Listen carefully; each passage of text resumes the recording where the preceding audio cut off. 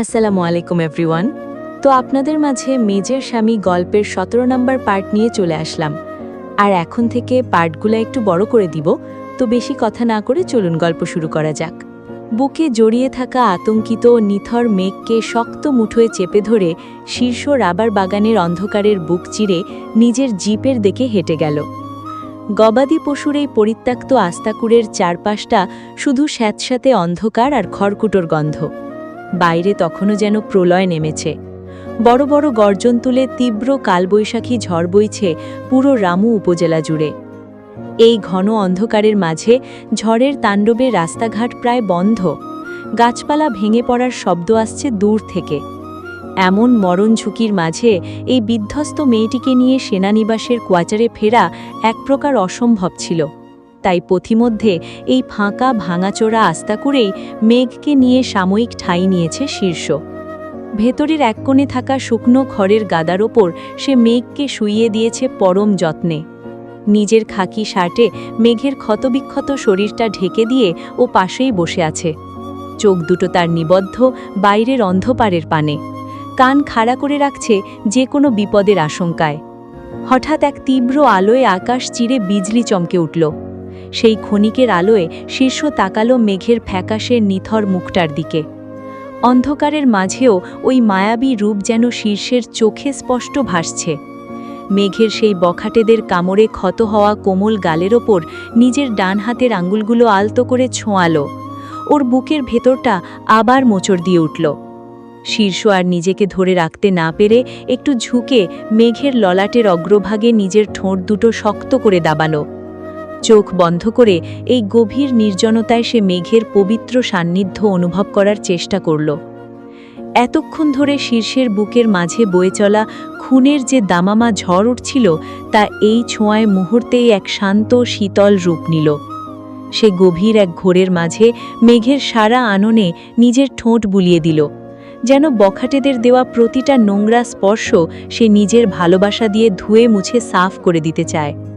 তারপর মাথাটা মেঘের নিথর বুকের ওপর আলতো করে রেখে ওকে দুই বাহুর শক্ত বাঁধনে আঁকড়ে ধরে বিড়বিড় করে বলতে লাগল, তোর কিছু হলে আমি এক্কেবারে শেষ হয়ে যেতাম জান। তুই ধর্ষিতা হ বা যাই হ, তুই সমাজ সংসারের চোখে অপবিত্র হ, তবুও তুই আমার, শুধুই আমার। আজ আজ যদি একটুখানি দেরি হতো, ছুটে গিয়েও যদি তোকে অক্ষত না পেতাম, বিশ্বাস কর আমি মরে যেতাম জান। এই শীর্ষ কারদার স্রেফ মরে যেত। এতটা সময়ের কঠিন ব্যবধানে নিজের সমস্ত আর্মির অহংকার আর কঠোরতা ভেঙে চুরমার করে দিয়ে দুফোঁটা তপ্ত অশ্রু গড়িয়ে পড়ল শীর্ষের চোখ থেকে। সেই জল গিয়ে মিশে গেল মেঘের গলার ভেজা ত্বকে। নিজের জীবনের প্রথম পরাজয়টা আজ সে টের পাচ্ছে। বারবার মেজরের মনে হচ্ছে সে ব্যর্থ। তার এত বড় গোয়েন্দা নেটওয়ার্ক, এত কড়া নজরদারির পরও সে নিজের মেঘকে সঠিক সিকিউরিটি দিতে পারেনি। এই অপরাধবোধ তাকে ভেতরে ভেতরে কুড়ে কুড়ে খাচ্ছে। সে মেঘের গলার কাছে মুখ গুজে আরও একবার গভীর আবেগে ফিসফিসিয়ে বলল, তোর দেহের প্রতিটা ক্ষত, প্রতিটা কলঙ্কও আমার কাছে স্বর্গের পুষ্পরঞ্জিত মালার মতো পবিত্র রে অবুঝ মেয়ে। তুই যেমনই হোস, যে অবস্থাতেই থাকিস না কেন, তুই শুধুই আমার, শুধু আমার, একান্তই আমার। মেঘের দেহের মৃদু নড়াচড়া আর ওলটপালট হওয়ার শ্বাস টের পেতেই শীর্ষ চট করে ওর বুকের ওপর থেকে মাথা সরিয়ে একটু দূরত্ব বজায় রাখল। ঠিক মিনিট তিনেক পরই মেঘের ভারী হয়ে থাকা চোখের পাতা দুটো আধো আধো করে উন্মুক্ত হতে শুরু করল। কিন্তু চোখ মেলতেই ঘুটঘুটে অন্ধকার ছাড়া আর কিছুই ওর দৃষ্টির সামনে প্রকাশিত হল না। ধীরে ধীরে অবচেতন মস্তিষ্ক যখন ওকে রাবার বাগানের সেই নারকীয় ঘটনার কথা এক এক করে মনে করিয়ে দিতে লাগল, অমনি এক তীব্র আতঙ্কের ভীতি নতুন করে ওর বুকে এসে জেঁকে বসল। ও এক ঝটকায় ধরফরিয়ে খড়ের গাদার ওপর উঠে বসল। আমি আমি কোথায়? রাইসা, তানিয়া। মেঘের সেই কাঁপা কাঁপা ভীতু গলা কর্ণকুররে যেতেই মাটির ওপর অন্ধকারের আড়ালে বসে থাকা শীর্ষ এক শান্ত ও গম্ভীর গলায় বলে উঠল, শান্ত হও, আপাতত আমরা একটা পরিত্যক্ত গরু রাস্তা করে রয়েছি। মেজর সাহেব। অন্ধকার চিরে এই চিরপরিচিত ধারালো অথচ ভরসাজনক কণ্ঠস্বর কানে যেতে মেঘ একদম অবাক হয়ে গেল। নিজের কানকে বিশ্বাস না করতে পেরে সে যেন মনে মনে এই পরিস্থিতির সত্যতা যাচাই করে নিতে চাইল। ও ওদিকে মেঘের ওই কাঁপানো ঠোঁটে মেজর সাহেব সম্বোধনটা শীর্ষের কাছে বরাবরের মতোই বড় শ্রুতিমধুর আর পরম কর্ণশান্তিময় লাগল। কি এক জাদুকরী টান আছে এই দুটো শব্দের মাঝে তা শীর্ষের জানা নেই, আর জানলেও এই মুহূর্তে নিজের ভেতরের প্রশান্তির কারণটা সে কোনোভাবেই রোধ করতে চাইত না। আমি। শীর্ষ অন্ধকারে মাথা নেড়ে সাই দিল। কিন্তু কিন্তু আপনাকে আমি দেখতে পাচ্ছি না কেন? এখানে এত অন্ধকার। মেঘ দুই হাত সামনে বাড়িয়ে অন্ধকারের দেওয়াল হাতড়ানোর চেষ্টা করল। বাইরে খুব ঝড় বৃষ্টি হচ্ছে, আর এখানে কোনো বিদ্যুৎ নেই। মেঘ আর কোনো কথা না বাড়িয়ে খড়ের ওপর নিজের হাঁটু দুটো বুকের কাছে টেনে গুটিসুটি মেরে বসে রইল। একটু আগে যে মেয়েটি নরপশুদের হাত থেকে বাঁচতে মরিয়া হয়ে দৌড়াচ্ছিল, সেই চঞ্চল মেয়েটিরই কেন যেন এখন এই হিংস্র মিলিটারির মেজরের কাছে নিজেকে পৃথিবীর সবচেয়ে নিরাপদ আশ্রয় বলে মনে হচ্ছে। হঠাৎ করেই রাবার বাগানের সেই অপবিত্র নোংরা স্পর্শগুলো সারা কায়ায় লেগে আছে মনে হতেই মেঘের গা রি রি করে উঠল। সে এক তীব্র ঘৃণায় নিজের দুই হাত দিয়ে শরীরের চামড়া ঘষে ঘষে যেন সেই নোংরা দাগগুলো উঠাতে গেল, কিন্তু হাতটা নিজের বাহুর ওপর যেতেই আচমকা চমকে উঠল, কারণ এখানে ওর নিজের সিল্কের কুর্তির ছেঁড়া কাপড়ের পরিবর্তে অন্য এক রাজকীয় কাপড়ের অস্তিত্ব টের পাওয়া যাচ্ছে। কাপড়টা ভীষণ মোলায়েম, আর তা থেকে অদ্ভুত মিষ্টি এক সুবাস ছড়াচ্ছে। মেঘ একটু থমকে গিয়ে নিজের বুকের কাছে হাত রাখতেই বুঝতে পারল এটা ওর নিজের ওড়না বা জামা নয়, বরং আস্ত একটা পুরুষালী শার্টের অস্তিত্ব। অন্ধকারের মাঝেই কাপড়ের কলারটা আলতো করে নিজের নাকের কাছে টেনে নিতেই মেঘের বুকের ভেতরটা এক অজানা শিহরণে কেঁপে উঠল। ও এক লমহায় নিশ্চিত হয়ে গেল যে এটা স্বয়ং মেজার শীর্ষ কারদারের গায়ের শার্ট, কারণ এই কাপড়ের সুতোয় সুতোয় মিশে আছে শীর্ষের সেই চেনা সিগনেচার সুবাস। দামি তামাক আর কাঠের কড়া নোটের মিশ্রণে তৈরি টম ফোর্ড টোব্যাকো ভ্যানিলা পারফিউমের রাজকীয় স্মেল, তার সাথে মেজরের শরীরের পুরুষালী ঘামার্ত স্মেল মিলেমিশে এমন এক তীব্র মায়াবী টান তৈরি করেছে যা এই দুর্যোগের রাতেও মেঘের অবাধ্য মনকে এক অজানা ঘোরের মাঝে আচ্ছন্ন করে টানতে লাগল। এতক্ষণ নিকষ আধারে থাকার ফলে হুট করেই চোখের সামনে তীব্র আলোর অস্তিত্ব অনুভব করতে মেঘের কপালটা কুঁচকে গেল। ও দুই হাত দিয়ে চোখ দুটো আড়াল করে এদিক ওদিক তাকাতেই দেখল পরিত্যক্ত আস্তাকুরের এক কোণে পড়ে থাকা একটা বড় কাঠের মাথায় শুকনো খড় আর চটের বস্তা পেঁচিয়ে মশাল বানিয়ে আগুন জ্বালিয়েছে শীর্ষ। সেই আগুনের লেলিহান শিখার তাণ্ডবে সারা ঘরে কাঠে আর মাটির দেওয়ালে আলো আর ছায়ার এক মায়াবী রশ্মির চলাচল বেড়ে গেছে। তুমি রামুর রাবার বাগানে ভর সন্ধ্যায় একা একা কি করছিলে মেঘালয়া? আচমকা শীর্ষের এমন গম্ভীর আর রাশভারী প্রশ্ন শুনে মেঘ নিজের চোখের ওপর থেকে হাত সরিয়ে পূর্ণ দৃষ্টিতে তাকালো শীর্ষের দিকে। আগুনের আলোয় ও স্পষ্ট দেখতে পেল শীর্ষের শরীরে এখন আর খাকি শার্টটা নেই, ওর পরনে কেবল একটা ডার্ক গ্রিন কালারের ট্যাঙ্ক টপ আর আর্মি ট্রাউজার, এর বেশি কিছুই নেই। ট্যাঙ্ক টপের ফাঁক দিয়ে শীর্ষের চওড়া ছাতি, সুগঠিত পেশিবহুল দুই বাহু আর খাঁজে খাঁজে থাকা সুঠাম শরীরটা আগুনের আলোয় চকচক করছে। ডান বাহুর সেই চিলতে ক্ষতের রক্ত এখন জমাট বেঁধে কালো হয়ে গেছে। মেঘের এমন পুরুষালী অবয়ব দেখে এক লমহায় তীব্র লজ্জা লাগলেও সন্ধ্যার সেই বিভৎস স্মৃতি মনে আসতেই ও ভেতর ভেতর আবার অস্থির হয়ে পড়ে। সে মাথা নিচু করে ভাঙা গলায় উত্তর দিল, আমি ঘুরতে গিয়েছিলাম। ঘুরতে গিয়েছিলে? ভালো কথা, কিন্তু তোমার ফ্যামিলি কোথায় ছিল? এত বড় একটা বিপদের সম্মুখীন হলে ওই নরপশুরা তোমার গায়ে হাত তোলার সাহস করল, অথচ তোমার ফ্যামিলির কাউকে আমি কোথাও দেখতে পাইনি কেন? শীর্ষের প্রতিটা প্রশ্ন যেন এক একটা তীরের মতো এসে বিঁধছে মেঘের বুকে। ও বুঝতে পারল না মেজর কিভাবে ঠিক সময়ে ওখানে পৌঁছালো। সে নিজের নখ খুঁটতে খুঁটতে আমতা আমতা করতে লাগল।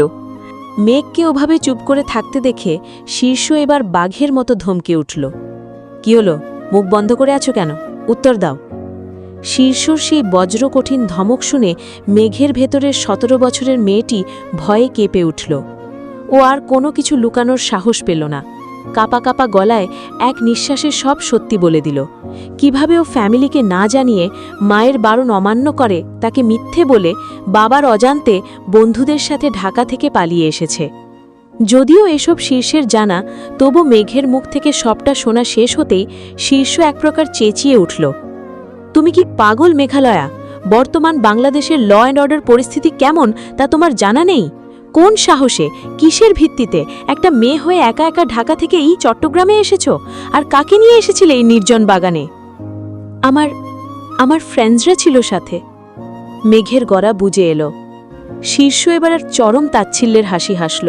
ওর চোখ দুটোই তখন জ্বলছে উপহাসের আগুন। ফ্রেন্ডস? তা তোমার সেই সো কল্ড মহান বন্ধুরা এখন সবাই কোথায়? বিপদের সময় তারা তোমাকে কোন চুলায় ফেলে রেখে চলে গেল? মেঘ এই প্রশ্নের কোনো উত্তর দিতে পারল না। ওর নিজের বুকের ভেতরটাও এখন এই একই প্রশ্নে তোলপাড় হচ্ছে। রাইসা, ফাতিমা, তানিয়া, ওরা কি একবারের জন্যেও পেছনে ফিরে তাকায়নি? ওরা কি দেখেনি মেঘ ওদের সাথে নেই? কিভাবে নিজেদের খেয়ালে মেঘকে এভাবে মৃত্যুর মুখে ফেলে চলে গেল ওরা? মেঘ কোনোভাবে কুল পায় না। ওর চোখ ফেটে আবার জল আসার উপক্রম হল। শীর্ষ লাঠিটা মাটিতে গুজে মেঘের ঠিক মুখোমুখি এসে দাঁড়ালো। আগুনের আলোয় ওর মুখটা এখন এক নিষ্ঠুর শাসকের মতো দেখাচ্ছে। সে কঠিন গলায় বলল, নিজের এই অতিরিক্ত পাকামো আর অবাধ্যতার জন্য আজ নিজের সবচেয়ে মূল্যবান জিনিসটা হারিয়েছ। এবার বাড়ি ফিরে তোমার ফ্যামিলিকে মুখ দেখাবে কিভাবে? বলতে পারবে তাদের এই সত্যিটা? ভুল, এক্কেবারে ভুল ভাবছেন আপনি। শীর্ষর মুখ থেকে সব হারিয়েছ শব্দটা শোনা মাত্রই মেঘের ভেতরের সমস্ত নারীত্ব আর আত্মসম্মান একযোগে চিৎকার করে উঠল। সে নিজের গায়ের সেই খাকি শার্টটা শক্ত মুঠোয় বুকে চেপে ধরে খড়ের ওপর হাঁটু গেড়ে তীব্র আকুলতায় চেঁচিয়ে উঠল, আমার আমার সতীত্ব নষ্ট হয়নি, কিচ্ছু নষ্ট হয়নি আমার। ওই পুরুষ আমায় বাঁচিয়েছিল। শেষ মুহূর্তে উনি এসে ওই হায়নাদের হাত থেকে আমায় এক্কেবারে অক্ষত বাঁচিয়ে নিয়ে এসেছিলেন। কথাটা বলতে বলতেই মেঘের চোখের বাড়িধারা গাল চুইয়ে শীর্ষর দেওয়া খাকি শার্টের উপর টুপটুপ করে পড়তে লাগল। মেঘ যেন পুরোপুরি হাইপার হয়ে যায়। ওর পুরো শরীর কাঁপতে থাকে, নিঃশ্বাস ভারী হয়ে আসে। কিন্তু মেঘের এই চরম উথালপাথাল অবস্থা দেখেও শীর্ষ মুখে কোনো বাড়তি অনুভূতির প্রকাশ ঘটায় না। তার ভেতরের কঠোর মিলিটারির সত্তাটা মনে মনে সায় দেয় এই মানসিক শাস্তিটুকু মেঘের প্রাপ্যই ছিল। নিজের পরিবারের অনুমতি ছাড়া মাকে মিথ্যে বলে এত দূর একা একা চলে আসাটা যে কতটা মারাত্মক ভুল তা ওর মগজে চিরতরে ঢুকে যাওয়া উচিত ছিল। আমি পবিত্র, বিশ্বাস করুন আমি পবিত্র। মেঘ নিজের দুই হাত দিয়ে নিজের চুল টানতে থাকে, নখ দিয়ে আননে আঁচড় কাটতে যায় এক উন্মাদ যন্ত্রণায়। শীর্ষ আর দাঁড়িয়ে থাকতে পারল না। সে ধীর পায়ে এগিয়ে এসে মেঘের মুখোমুখি খড়ের উপর বসল। তারপর অত্যন্ত শক্ত অথচ কোমল মুঠোয় মেঘের ছটফট করা দুই হাত নিজের কবজিতে বন্দি করে ওর আত্মঘাতী আঁচড় দেওয়া থেকে বিরত করল।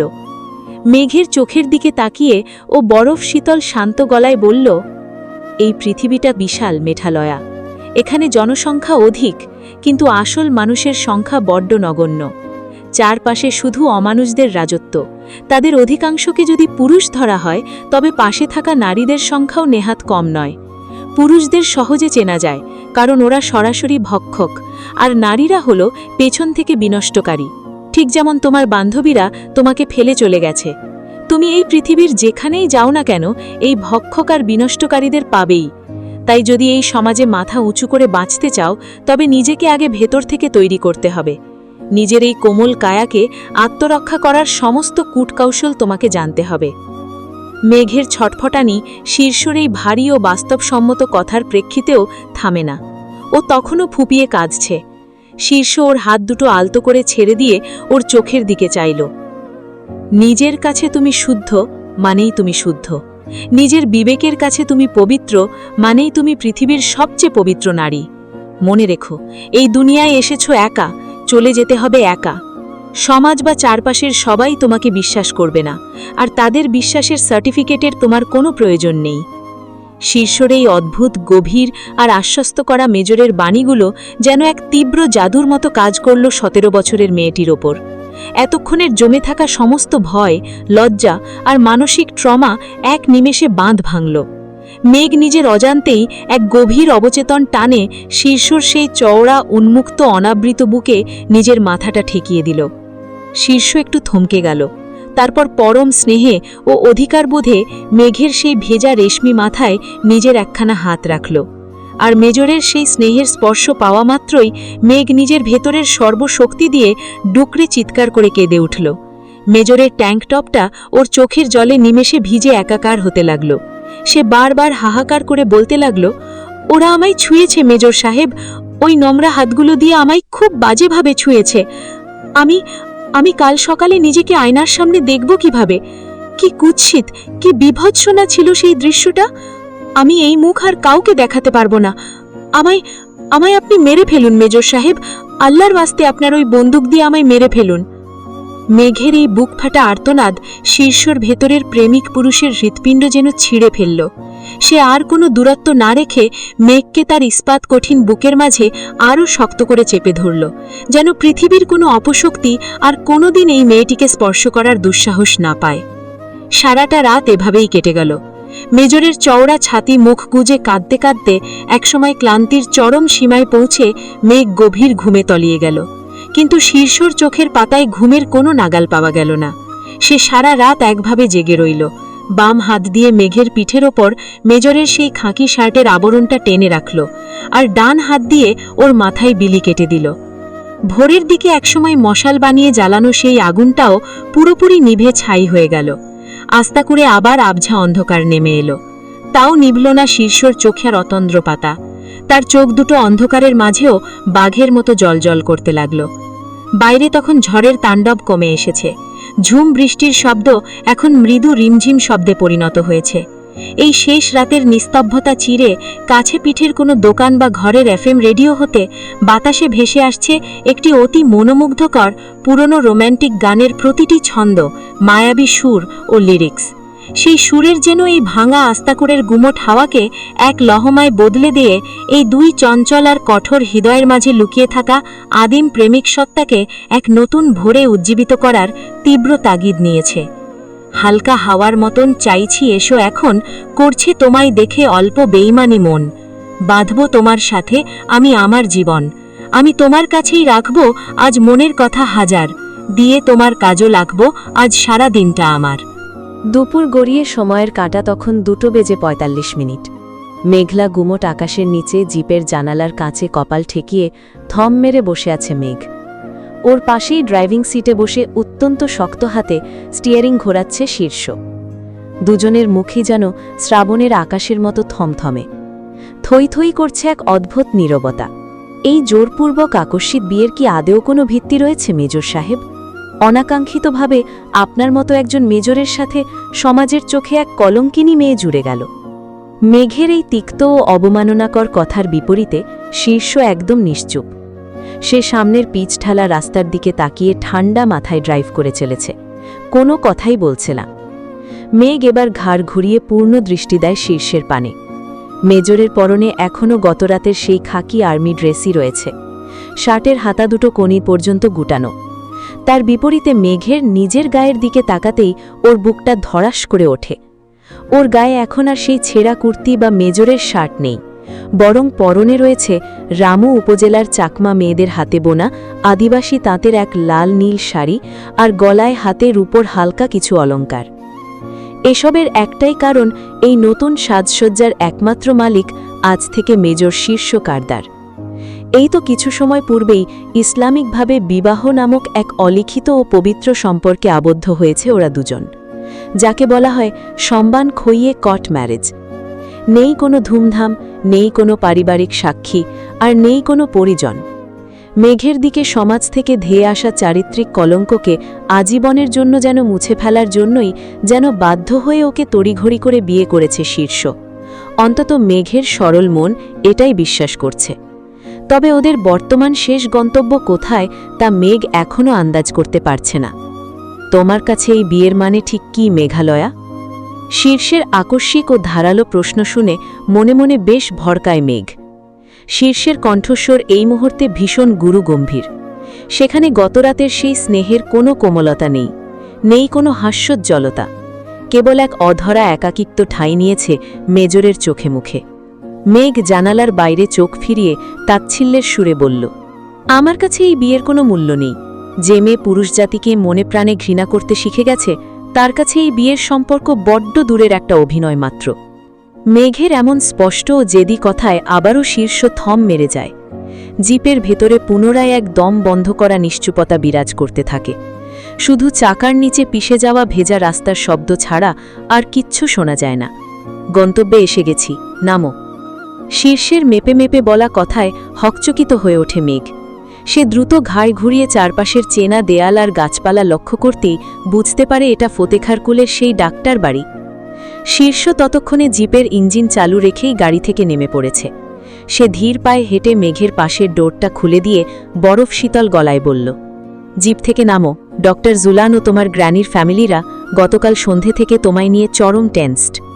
মেঘ একটু সময় নষ্ট না করে দ্রুত পদে জিপ থেকে নিচে নেমে যায়। গাড়ির ডোরটা সপাটে লাগাতে লাগাতে সে শীর্ষের চোখের দিকে তাকিয়ে চূড়ান্ত চড়া গলায় বলে ওঠে, আমি আবারও বলছি, মেজর সাহেব, এই নামমাত্র বিয়ের কোনো ভিত্তি আমার কাছে নেই, আর নাইবাই জোর খাটানো বিয়ে আমি মানি। পুরো জীবন চিরকুমারী থাকার পণ আমার। আমি ঢাকায় ব্যাক করার পর সকলের অলক্ষ্যে আপনি আমার ঠিকানায় ডিভোর্স লেটার পাঠিয়ে দেবেন, আমি এক বাক্যে সাইন করে দেব। আসি। মেঘ আর শীর্ষের উত্তরের অপেক্ষা না করে হনহন করে ডাক্তারবাড়ির মূল ফটকে ভেতরে পা রেখেছে। ঠিক তখনই পেছন থেকে এক ঝটকায় ভেসে আসে শীর্ষের সেই বজ্রকঠিন কণ্ঠ। কণ্ঠটা কিছুটা শীতল, তবে ভীষণ গম্ভীর ও আদেশসূচক। ডিভোর্সের সময় বলে দেবে মেঘালয়া, কিন্তু আপাতত তোমার ফ্যামিলির কেউ যদি তোমার গতরাতের মিসিং হওয়ার কথা আস্ক করে, তবে সোজা বলবে তুমি রামু সিএমএইচে অ্যাডমিট ছিলে। রিজন হিসেবে দেখাবে এক্সেসিভ ফিজিক্যাল উইকনেস। কারণ তোমার উপর হওয়া গতকালের সেই জঘন্যতম অ্যাটেম্পটির কথা যদি এই সমাজে একবার জানাজানি হয়, তবে তোমার হোল লাইফটা ওরা জ্যান্ত জাহান্নাম বানিয়ে দেবে। সমাজ মানেই এক চরম বিষাক্ত আস্তাকুর, আর এতে শুধু বিষাক্ত কীটেরই বসবাস। গতকালের স্পটের সমস্ত প্রমাণ আর বখাটেদের অলরেডি ধামাচাপা দেওয়া হয়েছে, সো মুখ বন্ধ রাখবে। শীর্ষ আর এক সেকেন্ডও সেখানে থামল না। দ্রুত পদাচরণের সাহায্যে জিপের ড্রাইভিং সিটে উঠে বসে ক্লাচ চেপে সজোরে অ্যাক্সিলারেটরে চাপ দিল সে। মুহূর্তের মধ্যেই গর্জন করে শীর্ষের টয়োটা আর্মি জিপটি ডাক্তারবাড়ির ফটক ত্যাগ করে আষাঢ়ের বৃষ্টির ফলে পিচ ঢালা রাস্তায় জমা থাকা নোংরা পানি দুপাশে সপাটে উঁচিয়ে দিয়ে রুদ্ধশ্বাসে হাইওয়ের দিকে ছুটে চলল সেই কালো রঙের গাড়িটি। গেট ধরে স্তব্ধ হয়ে দাঁড়িয়ে মেঘ অপলক চোখে কেবল দেখেই গেল শীর্ষের সেই রুক্ষ ও ঝড়ের বেগে চলে যাওয়ার প্রস্থান।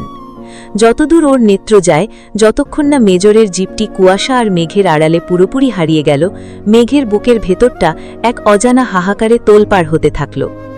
ডাক্তারবাড়ির সদর দরজা ঠেলে অন্দরে প্রবেশ করতেই মেঘ দেখতে পেল ওর নানু ভাই ডাক্তার আকবর জুলান হন্তদন্ত হয়ে ব্যাগ গুছিয়ে কোথাও বের হবার উপক্রম করছেন। বৃদ্ধের ফর্সা কপালে চিন্তার অজস্র ভাঁজ, ফ্যাকাশে অবয়বে যেন ভর করেছে ঘোর অমাবস্যার অন্ধকার। কোথায় যাচ্ছ নানু ভাই? দ্বারে মেঘের এই ক্লান্ত কণ্ঠ শোনা মাত্রই থমকে গেলেন আকবর জুলান। নিজের চোখকে যেন বিশ্বাস করতে পারছিলেন না। মেঘের চেনা বুলি কর্ণগর্ভে প্রবেশ করতেই হাতের ব্যাগটা মেঝেতে ফেলে দিয়ে দ্রুত পদে এগিয়ে সে আদরের নাতনিকে বুকের মাঝে শক্ত করে জাপটে ধরলেন।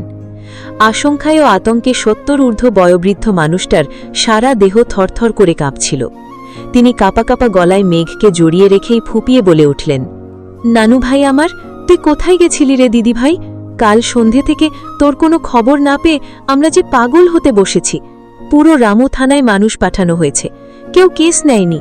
তোর নানি ভাই তো কান্নাকাটি করতে করতে স্ট্রোক করার মতো অবস্থা হয়ে বিছানায় শয্যায় নিয়েছে। ও দিদি ভাই, তুই এমন করে কই হারিয়ে গিয়েছিলি? নানু ভাইয়ের বুক ভরা আকুলতা দেখে মেজের চোখের কোণটা অলক্ষে ভিজে উঠল। সে আলতো করে নানার বুক থেকে মাথা তুলল। বৃদ্ধের মায়াময় জলভারাক্রান্ত চোখের দিকে তাকিয়ে মেজার শীর্ষ কারদালে শিখিয়ে দেওয়া সেই মিথ্যেটুকু নিজের সমস্ত জড়তা কাটিয়ে বলে উঠল, তোমারই ছোট বউয়ের কিচ্ছু হয়নি নানু ভাই, আমি একদম ঠিক আছি। আসলে কাল বিকেলে রাবার বাগানে ঘোরার সময় হুট করেই মাথা ঘুরে আমি অজ্ঞান হয়ে মাটিতে পড়ে গিয়েছিলাম। ওখানকার কয়েকজন স্থানীয় শ্রমিক আমায় উদ্ধার করে হাসপাতালে নিয়ে যাওয়ার পথে নাকি ছোট খালামণির বড় জায়ের ছেলে মেজর শীর্ষ কারদার সাহেবের সাথে দেখা হয়। উনি নিজের দায়িত্বে আর্মি জিপে তুলে নেন। কাল সারা রাত আমি রামু সিএমএইচেই স্যালাইন আর ডাক্তারদের অবজারভেশনে চিকিৎসাধীন ছিলাম। নাতনির মুখে মেজারের নাম আর হাসপাতালে থাকার কথা শুনে আকবর জুলানের বুক থেকে মস্ত বড় একটা পাথরের বোঝা নেমে গেল। কিন্তু মেঘের এই গায়ের এই অচেনা তাঁতের শাড়ি আর ফ্যাকাশে মুখ দেখে তিনি আবারও উদ্বিগ্ন গলায় শোধালেন, কিন্তু তুই হুট করে অজ্ঞান হতে গেলি কেন দিদি ভাই? কি হয়েছে তোর শরীরে? আর এই শাড়িই বা তোকে কে দিল? মেঘ নিজের ভেতরে সবটুকু ক্লান্তি নিয়ে ওর নানার বুকে আবারও মাথা ঠেকিয়ে রাখল। এই মুহূর্তে ভীষণ দুর্বল লাগছে ওর। সমস্ত শরীর যেন ভেঙে আসছে। মাথাটা কেমন জিমজিম করছে, চোখের সামনে চারপাশটা ক্রমশ ঝাপসা হয়ে আসছে। সোজা হয়ে দাঁড়াতেও বড্ড কষ্ট হচ্ছে ওর। নানার শেষ প্রশ্নের উত্তর দিতে গিয়ে ও নিজের ওষ্ঠাধর নাড়িয়ে শুধু এটুকু বলতে পারল, আসলে শরীরটা অনেক কিন্তু নিজের ভেতরে চরম ক্লান্তি আর অবসাদের কারণে বাকি কথাটুকু আর শেষ করা হলো না ওর। একে তো কাল বিকেল থেকে পেটে এক দানা অন্ন পড়েনি, তার উপর নিজের কুমারিত্বের উপর দিয়ে বয়ে গেছে এক প্রলয়ঙ্কারী ঝড়। 17 বছরের কাঁচা শরীর আর মন এই ধকল আর নিতে পারল না। জিপের ভেতরে মেজারের সাথে করা সেই মানসিক চাপটুকুই যেন শেষ পেরেক ঠুকে দিল। মেঘ কোনো কিছু বোঝার আগেই সম্পূর্ণ নিস্তেজ হয়ে তৃতীয়বারের মতো আবারও ধপ করে অজ্ঞান হয়ে গড়িয়ে পড়ল নানার বুকের ওপর। দিদি ভাই, ও মেঘু, কি হলো রে তোর? হুট করে মেঘকে এভাবে নেতিয়ে পড়তে দেখে চরম ভয় পেয়ে গেলেন আকবর জুলান। বুড়ো মানুষ, জীবনের এই শেষ বয়সে এসে নিজের কলিজার টুকরো আদরের নাতনির এমন আশঙ্কাজনক অবস্থা তিনি কোনোভাবেই মেনে নিতে পারছিলেন না। বহু কষ্টে নিজের সমস্ত শক্তি এক করে মেঘের অবশ কায়াটিকে কোলে পিঠে করে টেনে নিয়ে ড্রয়িং রুমের নরম সোফাটায় শোয়ালেন তিনি। অত্যন্ত কাঁপা কাঁপা হাতে মেঘের ফর্সা কবজিটা চেপে ধরে ওর পালস চেক করে দেখলেন বৃদ্ধ ডাক্তার। হৃৎস্পন্দনের গতি বড্ড ধীর, রক্তচাপ একদম তলানিতে গিয়ে ঠেকেছে। তিনি আর এক মুহূর্তও সময় নষ্ট না করে নিজের চেম্বার ঘরে ফিরে এলেন। আলমারি আর ড্রয়ার তন্নদন্ন করে খুঁজে প্রয়োজনীয় গ্লুকোজ স্যালাইন, ক্যাথেটার আর পুশ করা সুচ বের করে নিলেন। রামু এলাকার স্বনামধন্য প্রবীণ ডাক্তার হওয়ায় তার ঘরে জরুরি চিকিৎসার প্রয়োজনীয় সকল কিছুই সবসময় মজুদ থাকে। দ্রুত সোফার পাশে এসে তিনি মেঘের ফর্সা ঠান্ডা হয়ে যাওয়া বাঁ হাতটা সোজা করলেন। অত্যন্ত নিখুঁত দক্ষতায় শিরার ভেতর সুচ ফুটিয়ে স্যালাইন পুশিন করলেন এবং পাশে থাকা একটি স্ট্যান্ডের সাহায্যে স্যালাইনের বোতলটি ঝুলিয়ে রাখলেন। ফোঁটায় ফোঁটায় সেই জীবনদায়ী তরল মেঘের শিরায় চুইয়ে পড়তে লাগল। প্রবীণ ডাক্তার অভিজ্ঞ চোখে মেঘের মুখের দিকে তাকিয়ে একটা দীর্ঘশ্বাস ফেলে মনে মনে হিসেব কষলেন, এই স্যালাইন শেষ হতে কম করে হলেও ঘণ্টা দুয়েক সময় লাগবে। আর মেঘের অবশ মগজে চেতনার আলো তথা ওর জ্ঞানও ঠিক সে সময় ফিরে আসবে। স্যালাইনের শেষ ফোঁটাটুকু মেঘের রক্তে মিশে যাওয়ার পর মিনিট 10 হলো ওর জ্ঞান ফিরেছে। সোফার ওপর এক কোনায় গুটিসুটি মেরে ও কেমন যেন একটা নিষ্প্রাণ জড় বস্তুর মতো বসে আছে। শূন্য দৃষ্টিতে তাকিয়ে আছে সামনের দেওয়ালে ঝোলানো পুরনো দেওয়াল ঘড়িটার দিকে। এতক্ষণ নিজেকে কোনো মতে শান্ত আর স্বাভাবিক রাখার আপ্রাণ চেষ্টা করলেও অবচেতন মনের সেই অবরুদ্ধ বাঁধটা এবার আরও ধরে রাখতে পারল না। এক তীব্র মানসিক যন্ত্রণার জোয়ার আচমকা ওর ভেতর থেকে উথলে উঠতেই ও সোফা থেকে নেমে এক প্রকার দৌড়েই ড্রয়িং রুমের পাশের ওয়াশরুমের ভেতর ঢুকে গেল। ভেতরে সিটকিনিটা সপাটে আটকে দিয়ে কাঁপা হাতে ঝর্নার নবটা ঘুরিয়ে দিল। মাথার উপর থেকে তীব্র বেগে শীতল জলের ধারা নামতেই নিজের মুখটা 2 হাতে চেপে ধরে কনিচা ফাটিয়ে চিৎকার করে উঠল। ঝর্নার পানির অবিরাম পতনের সাথে মিশে যেতে থাকল ওর বুক ভাঙা কান্নার আওয়াজ। কাল সন্ধ্যার পর থেকে ঘটে যাওয়া একের পর এক নারকীয় দৃশ্য, সেই পশুদের হলদেটে দাঁতের কামড়, কুৎসিত সব মন্তব্য আর ধারালো চাপাতির কোপের বিভৎস শব্দ, সব কিছু যেন এই মুহূর্তে একযোগে মগজের কোষে কোষে আছড়ে পড়ে ওকে জীবন্ত ক্ষতবিক্ষত করতে লাগল। তার উপর বারবার কানের পর্দায় এসে বাজতে লাগল আজ সকালে মানুষগুলোর সেই নোংরা কথা, চরিত্রের কুৎসা। নিজের পরম মাননীয় নানু ভাই আর অসুস্থ নানি ভাইয়ের মায়াবী মুখগুলোর সামনে দাঁড়িয়ে এই প্রথম ও এত বড় একটা সত্য চাপা দিয়ে এসেছে। এই তীব্র পাপবোধ আর ট্রমা ও কিছুতেই নিতে পারছিল না। ভেজা পিছলি মেঝের ওপর হাঁটু মুড়ে বসে ও ঝর্নার নিচে অনবরত ভিজতে থাকল। ঠান্ডায় সারা শরীর থরথর করে কাঁপছে, ঠোঁট দুটো নীল হয়ে আছে, অথচ সেদিকে ওর কোনো হুঁশ নেই। ডুকরে কাঁদতে কাঁদতে একসময় ওর চোখের পানিও পুরোপুরি শুকিয়ে কাঠ হয়ে গেল। এখন চোখ দিয়ে কেবল নোনা জলের শূন্য একটা জ্বালা নির্গত হচ্ছে। সে এক চরম উন্মাদনায় নিজের 2 হাত দিয়ে শাড়ির ওপর থেকেই গায়ের চামড়া, গলা আর গাল পাগলের মতো ঘষে ঘষে ধুতে লাগল, যেন ওখান থেকে ওই নরপশুদের স্পর্শের অদৃশ্য দুর্গন্ধটা ও চিরতরে মুছে ফেলতে চায়। নিজের নখের তীব্র আঁচড়ে ফর্সা চামড়া লাল হয়ে রক্তাভ হয়ে উঠল, তবুও ও থামল না। নিজের শরীরের প্রতি এক চরম বিতৃষ্ণা আর ঘৃণায় ও বারবার দেওয়ালে মাথা ঠুকতে লাগল আর বিড়বিড় করে নিজেকেই অভিশাপ দিয়ে বলতে লাগল, মরে যা, মরে যা তুই মেঘালয়া, মরে গেলেই তো সব শেষ, নিস্তার পাবি এই কুৎসিত দুনিয়া থেকে। আর একটা মুহূর্তও তোর এই পাপী মুখ নিয়ে বেঁচে থাকার কোনো অধিকার নেই। মর তুই, এক্ষুনি মর। কলঙ্কিনী একটা, তুই মর। তো আজকের গল্পটি শেষ হয়ে গেল। তো পরবর্তী পার্ট পেতে আমার চ্যানেলটি অবশ্যই সাবস্ক্রাইব করে রাখবেন। তো পরবর্তী পার্ট এই চ্যানেলেই পাবেন। আর গল্পটি কেমন লাগলো তা অবশ্যই কমেন্ট করে জানাবেন। সবাইকে ধন্যবাদ।